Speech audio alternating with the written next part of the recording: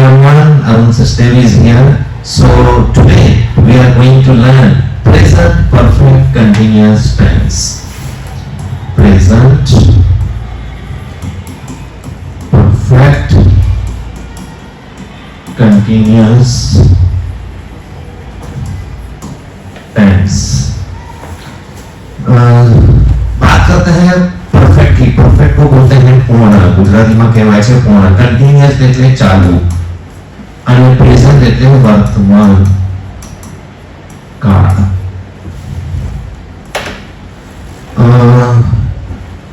શરૂ કરીએ એના પહેલા એક પ્રશ્ન છે, ભારત ક્યારે આઝાદ થયું હતું? તમારો આન્સર હશે 1947 માં। ક્યારે આઝાદ થયું છે? 1947 માં। અત્યારે શું ચાલી રહ્યું છે? 2025। શું ભારત આજે આઝાદ દેશ છે? તમારો આન્સર હશે યસ, ભારત આજે પણ આઝાદ દેશ છે। આ બંને પોઈન્ટને સમજો। 1947 એ છે બેટા પાસ્ટ, 2025 એ છે પ્રેઝન્ટ। આઝાદી એને કહેવાય છે ઇન્ડિપેન્ડન્સ। ઓકે, 1947 માં ભારત આઝાદ થયું હતું, ઇન્ડિયા ઇન્ડિપેન્ડન્ટ થયું હતું। 2025 માં પણ ઇન્ડિપેન્ડન્ટ છે। સમજો સિચ્યુએશનને, સમજો સમયને। ટેન્સનો ઉપયોગ થાય છે સમય દર્શાવવા માટે। ઓકે, કયા સમયમાં કઈ એક્શન થઈ છે તે દર્શાવવા માટે આપણે ટેન્સ વાપરીએ છીએ। તો અહીંયા એવી કોઈ ક્રિયા જે પાસ્ટમાં થઈ છે, પાસ્ટમાં શું થઈ છે? સ્ટાર્ટ થઈ છે। એવી કોઈ ક્રિયા જે પાસ્ટમાં સ્ટાર્ટ થઈ છે, પ્રેઝન્ટમાં એ ક્રિયા ચાલુ છે। એ ક્રિયા ચાલુ છે તે દર્શાવવા માટે પ્રેઝન્ટ પરફેક્ટ કન્ટિન્યુઅસ ટેન્સ વપરાય છે।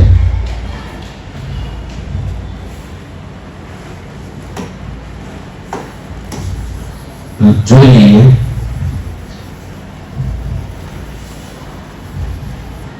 देखो बेटा, we use present perfect continuous tense to show the action which was started in the past and going on in the present। Okay, मैं सुबह से पढ़ाई कर रहा हूँ। कब से? सुबह से। सुबह क्या था? पास्ट है। अभी क्या है? आफ्टरनून है। अभी भी मैं पढ़ाई किए जा रहा हूँ, तो उसको, उस एक्शन को हमें बताना है प्रेजेंट परफेक्ट कंटिन्यूअस टेंस में। दूसरा एक एग्जांपल देता हूँ। मेरे अंकल 4 दिन से जायडस हॉस्पिटल में एडमिट हुए। कब से? 4 दिन से। 4 दिन यानी कि पास्ट, आज भी एडमिट है, मतलब कि प्रेजेंट परफेक्ट कंटिन्यूअस टेंस आपको यूज करना है। इंग्लिश में, हिंदी में, गुजराती में, किसी में भी आपको यही लगेगा। अब इसके कीवर्ड्स देख लेते हैं अपन।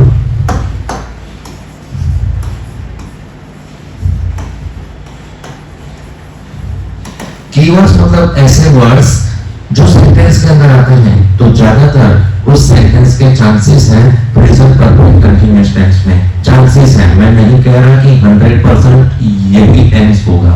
तो दो हैं इसके, एक है सिंस, दूसरा है फॉर, या फिर आप गो फॉर द लास्ट, ऐसे भी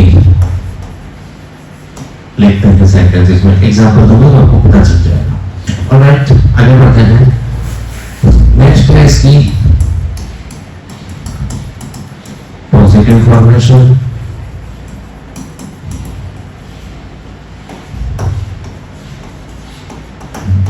नेगेटिव फॉर्मेशन एंड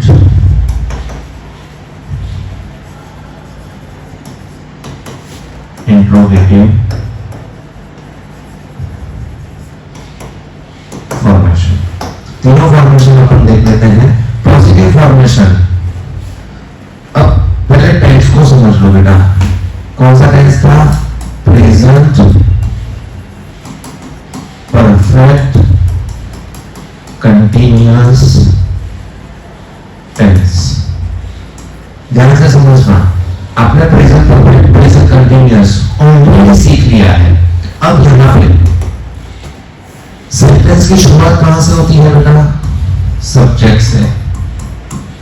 इतना तो सबको आता ही है। उसके बाद हम यूज करते हैं हेल्पिंग वर्ब। क्या यूज करते हैं?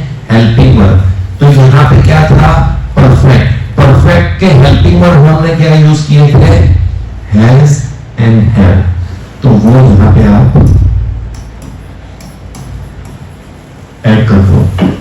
हैज ही शी इट के साथ, हैव बाकी सारे सब्जेक्ट जो भी बचे हैं उनके साथ, प्लस क्या लिखा है यहाँ पे? कंटिन्यूअस। तो कंटिन्यूअस का मतलब होता है वर्ब के साथ आईएनजी। याद करो, present continuous tense, I am speaking English, verb के साथ आईएनजी यूज हुआ। सेम चीज यहाँ पे भी, वर्ब के साथ आईएनजी। लास्ट में क्या चीज आती है बेटा? ऑब्जेक्ट। ये आपकी फॉर्मेशन है सिंपल, लेकिन इसके अंदर एक इंपॉर्टेंट वर्ड मिसिंग है और वो है बी। तो आपकी कंप्लीट फॉर्मेशन बनती है subject plus has have plus be plus verb ING plus object. My uncle has been admitting in Zydus hospital for the last 4 days। Example दे रहा हूं, इसके बाद लिख के भी बता दूंगा। नेगेटिव फॉर्मेशन, नेगेटिव फॉर्मेशन की शुरुआत बेटा कहां से होती है? सब्जेक्ट। नेगेटिव में कौन सा वर्ड ज्यादा इंपॉर्टेंट रहता है? नॉट। कहां पे नॉट को यूज करते हैं? हेल्पिंग वर्ब के पीछे। सब्जेक्ट प्लस हैज और have plus not plus being plus verb के साथ आईएनजी प्लस ऑब्जेक्ट। वर्ब के साथ आईएनजी को V4 भी कहा जाता है। ये हो गई आपकी नेगेटिव फॉर्मेशन। अब हम बात करते हैं इंट्रोगेटिव फॉर्मेशन। देखो इंट्रोगेटिव फॉर्मेशन क्या बनती है? इंट्रोगेटिव में हम क्या करते हैं बेटा? हेल्पिंग वर्ब आगे ले आते हैं। तो हैज और हैव आगे आ गया plus subject plus being plus verb के साथ आईएनजी प्लस ऑब्जेक्ट। ज्यादातर when you are communicating with someone, ज्यादातर मोस्ट ऑफ द टाइम हमें इसकी जरूरत नहीं पड़ती है।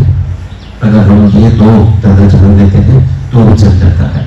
Okay, if you want to communicate in English with anyone, you must know 6 tenses: simple present, present continuous, present perfect continuous, simple past and simple future। अगर इनसे 6 tenses से आप पूरी जानकारी ले लेते हैं तो definitely you will be able to speak English without any grammar mistake। हाँ, बाकी सारे tenses भी important हैं, लेकिन इतना में अपना एटलीस्ट कम्युनिकेशन तो हो ही जाएगा। Alright, let's see some examples।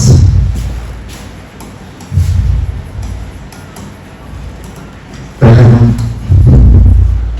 my uncle has, अब मैंने यहाँ पे has यूज किया है। my uncle कौन बोलेगा? थर्ड पर्सन है, सिंगुलर। कौन है? थर्ड पर्सन है। किसमें जाएंगे? ही में जाएंगे। My uncle has been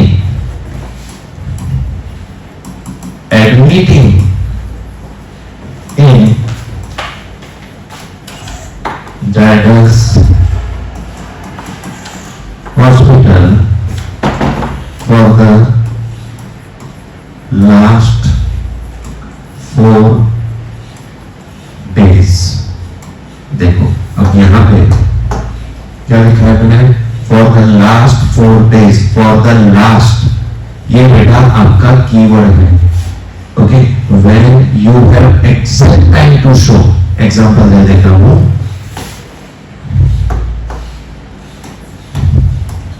India has been independent country since 1947. देखो बेटा यहाँ पे ध्यान से क्या लिख रहा है. 1947. 1947 क्या है? एक्सैक्ट टाइम है. जब आपके पास एक्सैक्ट टाइम होता है, जब आपके पास प्रॉपर एक्सैक्ट ईयर है, डे है, ऐसे पर्टिकुलर टाइम है जैसे चाइल्डहुड, ये भी एक पर्टिकुलर टाइम है, तब आप यूज करोगे सिंस. जब आपके पास एग्जैक्ट टाइम नहीं है तब आप यूज कर सकते हो for the last 4 days, for the last 78 years. Okay, तो ये आपका होगा. नेक्स्ट एग्जांपल देख लेते हैं. She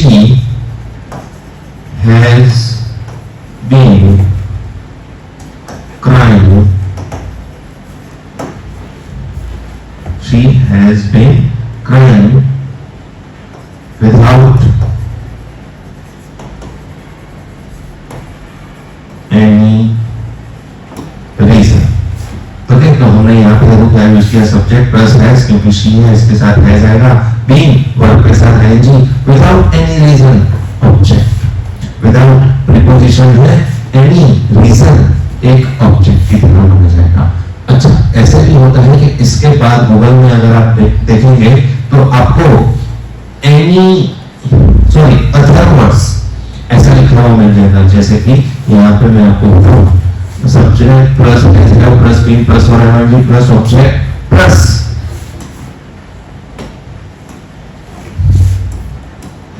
other words.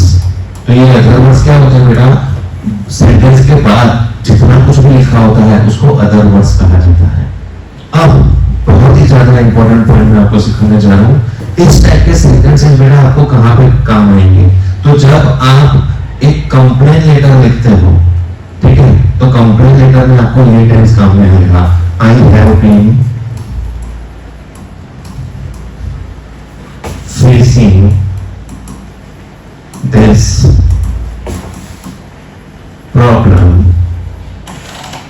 For the last 6 days. ये आपको कंप्लेन लेटर में काम में आ जाएगा. ऐसा सेंटेंस है. और ये आपका बोर्ड की एग्जाम में लेटर तो आ ही जाता है. तो ये है.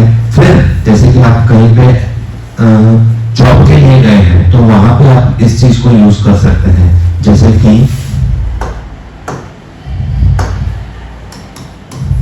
आई have been working in TCS since 2015. मतलब कि मैं 2015 से TCS में काम कर रहा हूं, आज भी काम कर रहा हूं, तभी मुझे ये यूज करना है. अगर मैंने बोल दिया आई वर्कड, ईडी लगा दिया, तो बेटा वो पास्ट हो गया, यानी कि मैं काम करता था. अगर अभी भी पास्ट में कोई एक्शन शुरू हुई थी, अभी भी वो एक्शन चल रही है, उसको दिखाने के लिए हम present perfect continuous tense use करते हैं. एक दूसरा एग्जांपल देख लेते हैं. They have been playing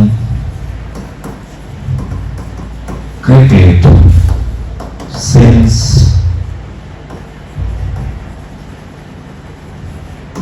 morning.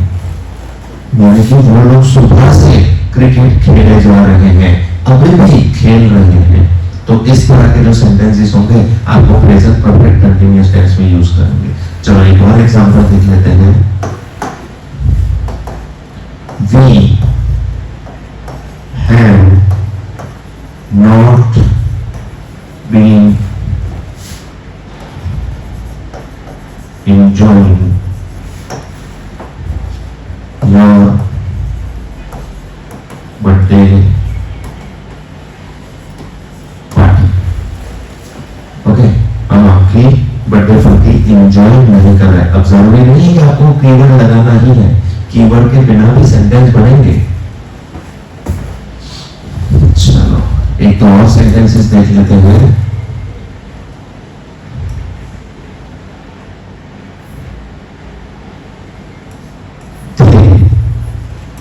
Have not been sharing